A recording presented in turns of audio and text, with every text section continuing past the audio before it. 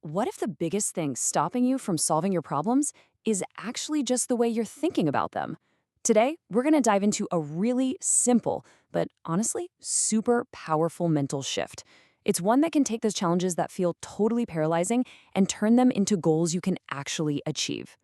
I mean, come on, we've all been there, right? You're facing a problem that just feels huge. It's totally overwhelming.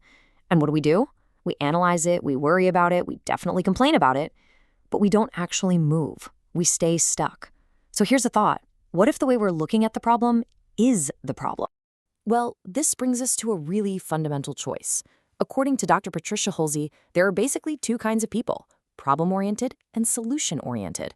And look, this isn't about your personality type. Not really. It's all about your perspective. And as you're about to see, that one little choice can totally change your outcomes. So, what's the real difference between these two? Okay, first up, let's talk about the problem-focused mindset. For a lot of us, this is kind of our default setting. But here's the deal. It's a trap, a big one. It's the mindset that has us analyzing and blaming and getting all philosophical, but we never actually solve anything. So to really get a handle on this trap, let's use a little analogy. Just picture this. There's a wooden chair, and right in the middle of the seat, there's a sharp nail sticking straight up. I mean, it's an obvious, dangerous problem, right? The real question isn't if it's a problem. The question is, what are you going to do about it? See, the problem-focused approach just leads to all these intellectual dead ends. For instance, a cynic might look at the nail and say, hey, sitting on the nail is of no consequence. The goal is just to be indifferent to it. It sounds kind of clever, maybe, but it doesn't actually remove the nail.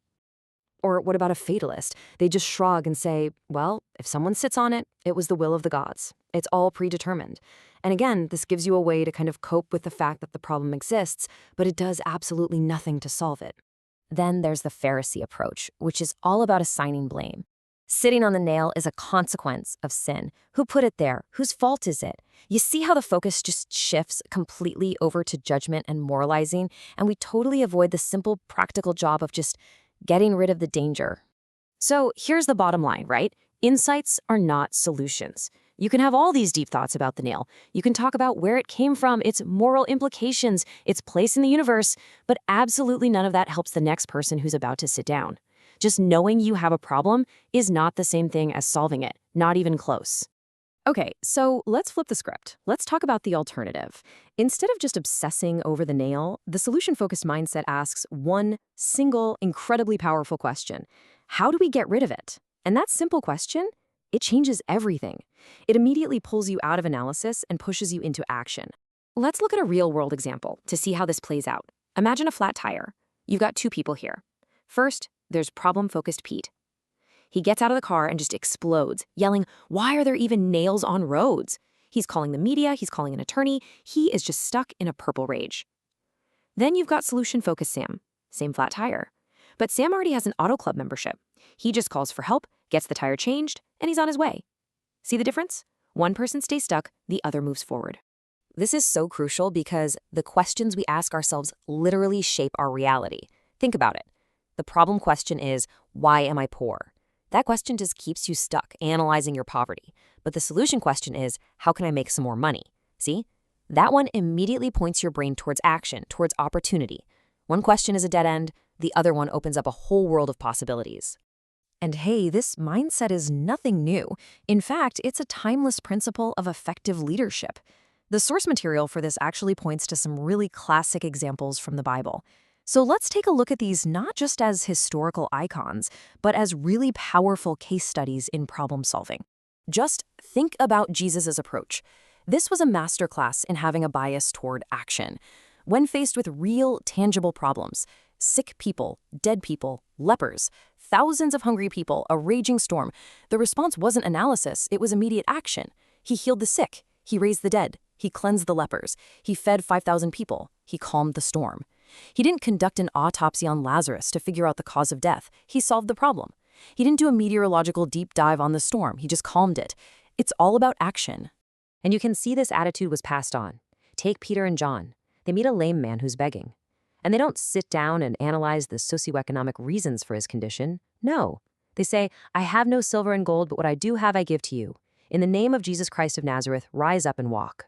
They identified the solution they had, the power to heal, and they just applied it, directly, with total confidence. Nehemiah's story about rebuilding the wall of Jerusalem gives us this amazing 4-step blueprint that you can actually follow. So step 1, he heard the problem. He learned the wall was broken and he wept. He let it hit him emotionally. Step 2, he prayed for a solution. He fasted and prayed to God. Step 3, he presented the plan. This is key. He went to the king and secured the permission and the resources he needed. And finally, step 4, he acted with faith. He got the people organized and he rebuilt that wall. It's just a masterclass in going from problem to done. All right, so this isn't just about cool analogies or ancient history. This is about a practical choice that you can make right now, today. The whole goal here is to move past just coping with your problems and start actually mastering them. And this is what we call the mastery mentality. Think of it as the opposite of that typical fight, flight, or freeze response we all have. It's a response of faith that takes a really intimidating task and reframes it. It's no longer a threat that's going to paralyze you. Instead, it becomes a challenge, something that can be tackled, fixed, and overcome. It's that core belief that a solution exists and you can be the one to find it. But of course, it's so easy to stay stuck in that problem-focused trap, isn't it? And man, do we have a ton of excuses. I'm not Jesus, right? Or maybe a little more honestly, you know what? I'm actually kind of comfortable with my problems. Or the classic one, let's form a committee to study this. And sometimes, if we're being really honest, it's just, frankly, I'm lazy. Recognizing these excuses in ourselves, that's the first step. So what's the answer to all those excuses? What's the counter to that fear and that feeling of being paralyzed? Well, it's right here in 2 Timothy. For God gave us a spirit not of fear, but of power and love and self-control. The spirit we're given isn't one that just freezes up when things get tough. It's one that equips us with power to act, love to motivate us, and the self-control to see a plan through. And so, this all brings us to one final really important question. A question for you. What's the nail in the chair in your life right now? In your work, in your community? What's that one thing you keep circling back to? And what if, just what if, instead of analyzing it one more time, you decided, starting today, to simply shift your focus and ask, how can I solve this?